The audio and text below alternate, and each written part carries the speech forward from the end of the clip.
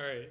Today we have a game I really like. I'm using a new book, one that uses portal bees and um, I use seasons, but I don't use any of the level threes of seasons. So I think I'm running a book like this. Main high level strategy idea of it is to set up bees, set up some swarms. You have pebbles to kind of break stall, and you use your portal. And with all those various tools, you go in and you can close games. Um, Kind of rough early game, to be honest. Now here PSA is running a generic mix, somewhat generic mix, a generic aggro like SS mix.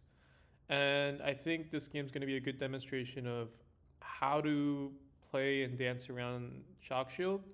I know Shock Shield, a lot of people complain about it. A month ago, when it was, flavor of the month, I think that's a common trope.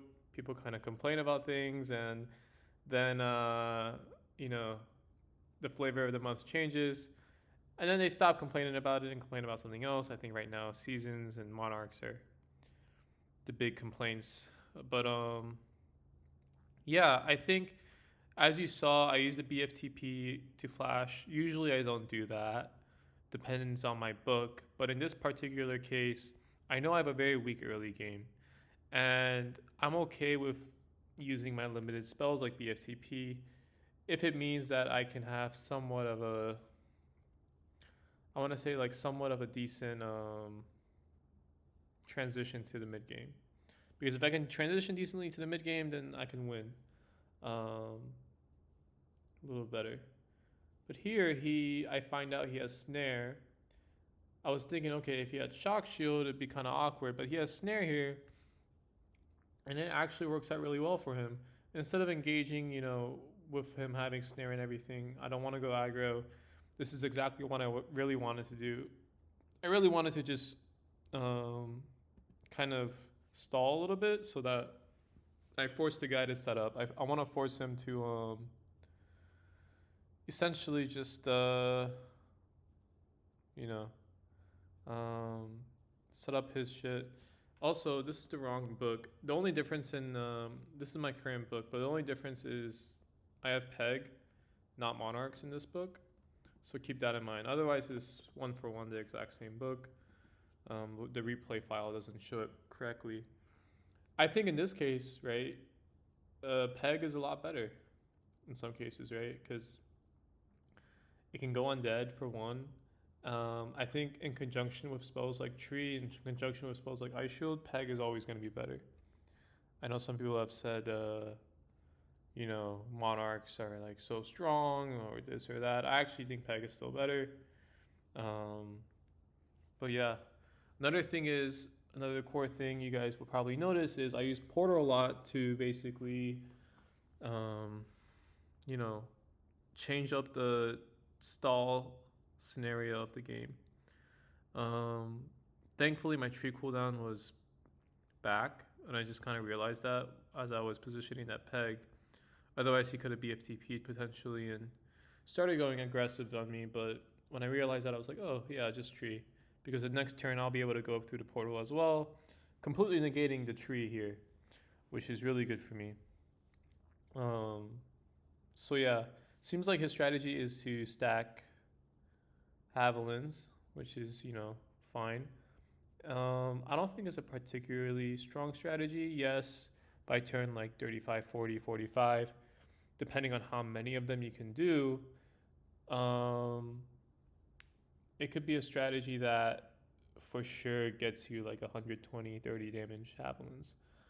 I mean, ideally, though, your opponent's also kind of doing things, right? And if your opponent's doing things and making things happen, then just stacking Havilands all the game, it might not be the best strategy. But here, um, we have a few opportunities, I think, to just kind of like I want to bait certain spells out of him. I want to get a snare out of him. I want to get the shock shield out of him. I want to I want him to want to go aggro, and then I kind of pull back, right? I pull back a little bit, until from a turn perspective it becomes advantageous to me, right? To engage. And that's really the core of playing against Shock Shield. When you're playing against Shock Shield, when you're playing against Snare, any sort of spell, even spells like Leaves, or any spell for that matter that kind of lasts a little bit, you definitely wanna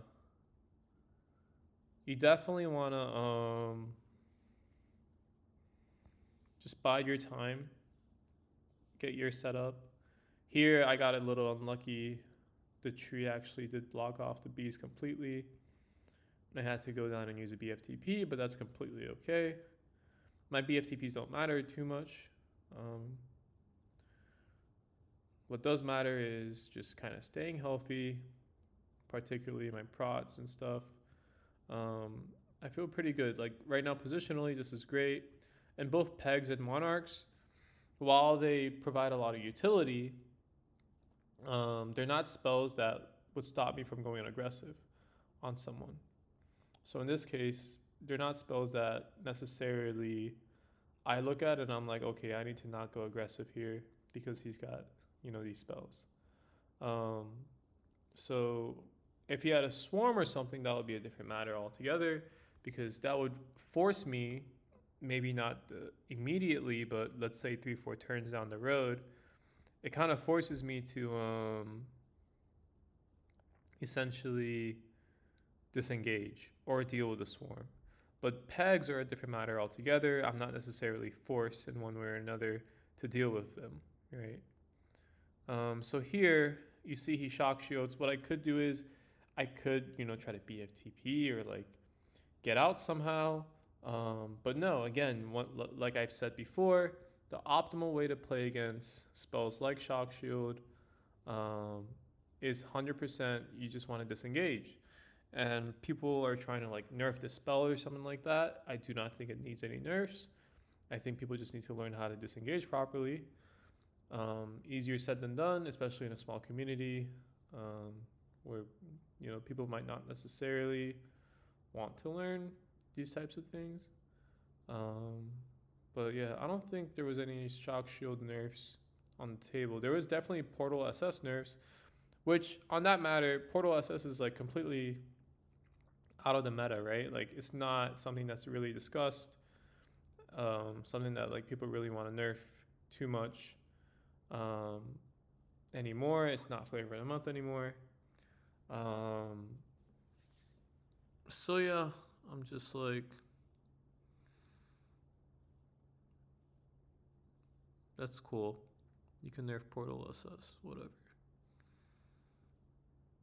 It's whatever.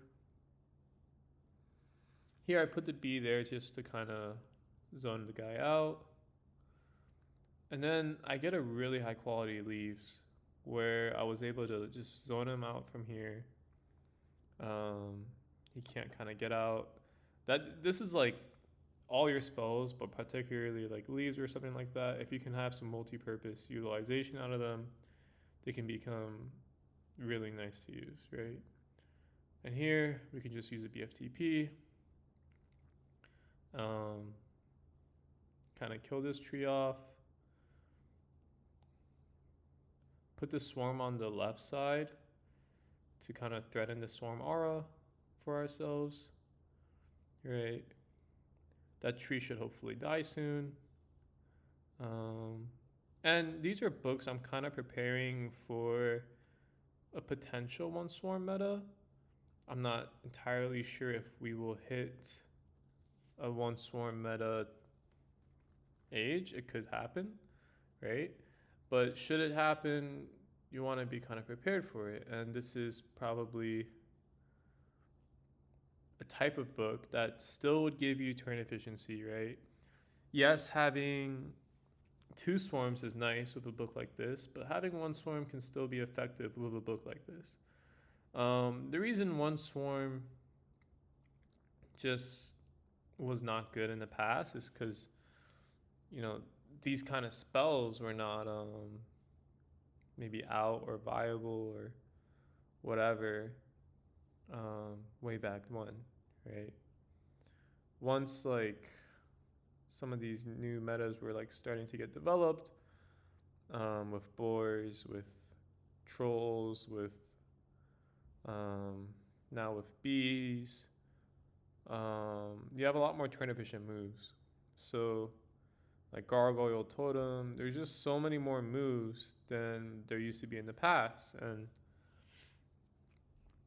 maybe a one swarm meta can exist today, whereas like in the past it might not have been able to. But yeah, as you can see, why, like you might ask, like people don't really ask the why, like why are you going aggressive? It is because some spells like shock shield or whatever are down, right? And we didn't sanctuary the shock shield, we didn't do anything like that. All we did was wait it out. That's literally all we did. We just waited this spell out. And that's oftentimes the best counter you can have to shock shield. It's not going up and sanctuarying them. It's not, um, doing whatever dryad seasons or whatever. It really is just waiting it out somehow and focusing on your development, because that's two spell slots they have kind of catered towards that. And if they can't use that effectively, then it's kind of rough for them, right? So here I was going for a cheeky play, identified like, okay, if I can just border hop that and then get some minions out, I can flash him. But I actually messed up here. So yes, I mess up too. That's not I'm not like, prone to not messing up. I can mess up too. That's perfectly, it happens. But it's okay. It's completely okay. Now, you may think like, oh, this swarm is like dead in the water, but we have portal. I gotta be a little careful with portal again, with how I utilize it, just because you have the bees that would be stuck here, right? So you want to make sure that if I do portal and kind of free the swarm out, I'm choosing effectively. And I notice here, he kind of left himself to be detowered, which was interesting to me. And I was thinking like, okay, what should I do? Should I potentially go and try to sink him, which was a possibility, but it's kind of like a tough jump. It's not the easiest jump, and I was just thinking like, risk is kind of high. Risk is reasonably high. So I was like, okay, you know what? I'm just gonna free the swarm. I'm gonna free the swarm. Yes, I don't have access to these bees, which could be a potential issue in the future, but I still have these two bees that I've already developed up top. So they're still going to give me value. Then I'm going to get immediate value from the swarm. And the beauty is, as you can see here, we're able to just take out his moves entirely. With the bees, we get the free swarm out. And I think at this point, he kind of realizes, like, okay, I don't want to be out anymore, which I don't know. I think he might jump the gun in some cases, right? But we go ahead and we really knock out his development there. He can't, I don't know what he can really do here. He might not even be able to get his peg across correctly. But we'll see. So he opts to just use the portal and go stall. So he's like, okay, screw this, I'm stalling. Which is really good for me when you think about it, right? Because I was this whole time worried about this B, but it seems like he doesn't want to engage or anything like that, which I think he should. I think if it was me, I would have probably treed off this part of the map. I would have noticed that, hey, I've already used my autumn leaves, so I don't really have threats there necessarily. And, even if I have this peg over here, it's not doing much, right? So I take pebbles with this book, and it's great because normally I'd have to risk my positioning and go like right here on the right and then maybe flash, and then I can get flashed off. But that's not necessarily an issue. So I was actually able to free my bees with just one turn, which is fantastic for me. And now I'm going to kind of show you guys how closing with this book goes. There's some very cool tricks, and there's a lot of cool synergies. So one is Pebble Shot synergizes well with both Swarm and Bees because the small gaps Pebbles will leave, um, those small gaps can be traversed through by those minions, and like other minions might not be able to do so, like a peg or something, right? So as you saw here on the right, you know, only something as small as like bees or something like that or pixies could be able to fit through these, right? So keep that in mind.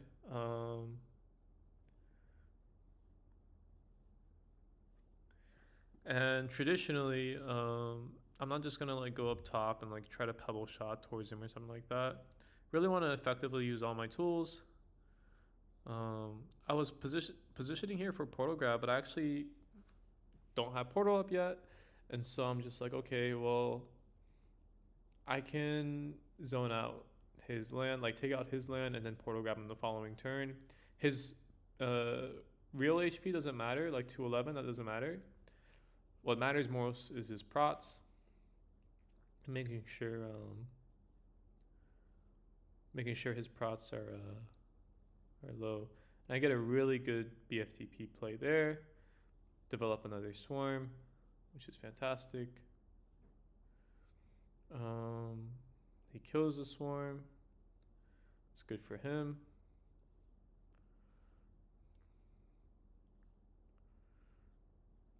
And I'm okay with this position because I have portal up for access later on. I try to sync this snare. It doesn't quite work, but it's okay. And he chooses to tree. Now, these are really important. The right call there is absolutely to teleport. Absolutely, you want to teleport there because this tree also takes up his own land. And this peg going undead is also not a huge priority for you at all, simply because the peg going undead, it's like, okay, whatever. That's going to hurt you, if anything. And you don't have the mobility or access to kind of get it out. So the swarm might be a threat later on, but the peg is not a threat. The peg going undead is not a threat. And now I'm going to show you guys another cool trick with autumn leaves coming up. Basically, what you can do is if you autumn leaves and then pebble shot, the autumn leaves themselves can act like a zoning buffer for him. He kind of helped me there actually by killing my peg. Definitely was not by this turn something I wanted to use as a win condition. So, I'm really happy that he killed that peg for me there. And I'm getting a B out just so, when you're using like a very minion intense type of book, you want to make sure you're using every second you can. But yeah, so here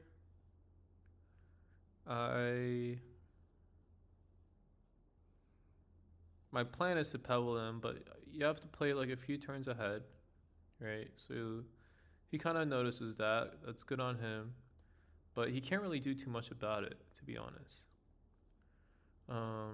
He's got the bees or like the leaves zoning him, right?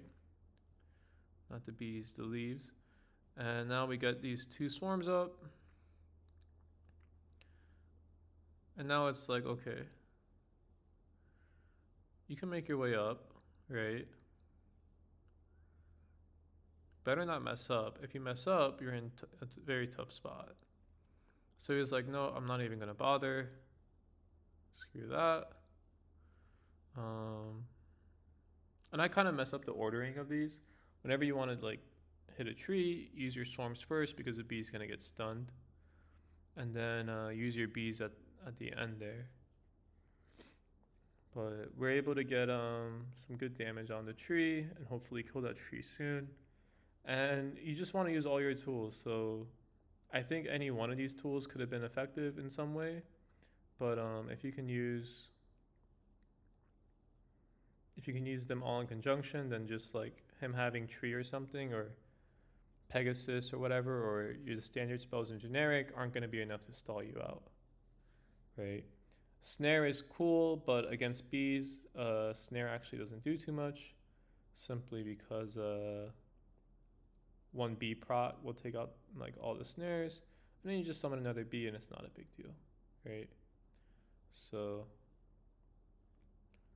yeah, and as you can see, even though he has Skyray, because we went to the side early on, we developed those bees on the side, and then by using Portal and also using Pebble Shot and whatnot, we were able to go in properly.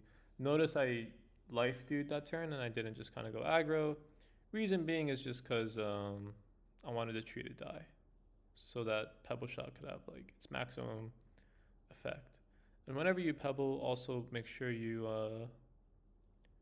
just kind of position your minions, or like if you have any sort of aura minions like bees or swarm, you position them accordingly so that when if they try to get out, it's also tricky. And then I also position myself so that even like a Haviland toss or something would also be tricky. Now notice here, one thing I could have done is I could have put this swarm like maybe like right here so that he couldn't hit me with the swarm, right?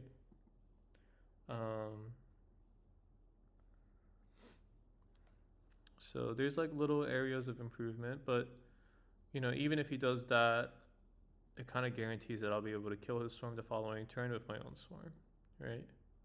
So there's that.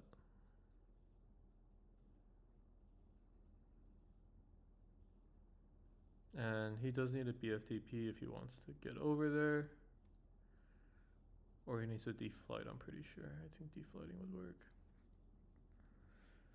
But yeah, so if Swarm gets nerfed to one Swarm, this is the type of book I think you should all consider running. And life dues are also very handy just for reasons relating to like, let's say your Swarm, and you're going to see this, my Swarm like gets chipped a little bit. I might not need the HP myself, but maybe my Swarm does. And it's particularly useful, right? Like just eating those BFTPs, oftentimes that's like so worth it. So I'm out of BFTPs myself. I had to use a lot of them early on. But I have 2 B threats, right? I have 2 B threats that he has to deal with. And if you position yourself centered and you don't move whatsoever, you're actually completely safe from any sort of aura ticks from Swarm or anything like that. So that's a nice shield trick, if you guys want to know. And I'm actually okay here. I decide like, okay, let me just do a little bit of damage, break this land. I have 2 bees and I have a Swarm up, right? So from that perspective, I feel like I'm doing fine. He chooses to just do a 2-for-1, but it's really not too worth it because now he just used SS. So now that SS, it's like doesn't matter too much anymore, right? And at this point, if you have a B advantage and you have a Swarm advantage, and he just lost his gate, and you have Pebble Shot, so it's hard for him to just, you know, use a tower or something like that to stall. Then, yeah, it's really hard for him to come back. Even though we ate that shock bomb, there's not too much that's deadening. And like I realized, hey, I don't need the life do health. It's better for me to just give that to my Swarm so it doesn't die as easily, maybe. Few things I could have done better here with regards to maybe positioning the bees.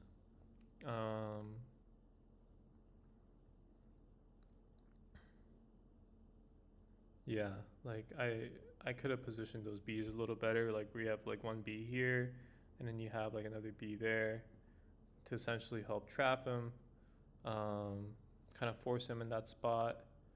But we develop another Swarm, and so it's like he can't flash us, right? And he resigns, yeah. So that's how you beat a generic mix with a little bit of aggression with bees. Thanks for watching.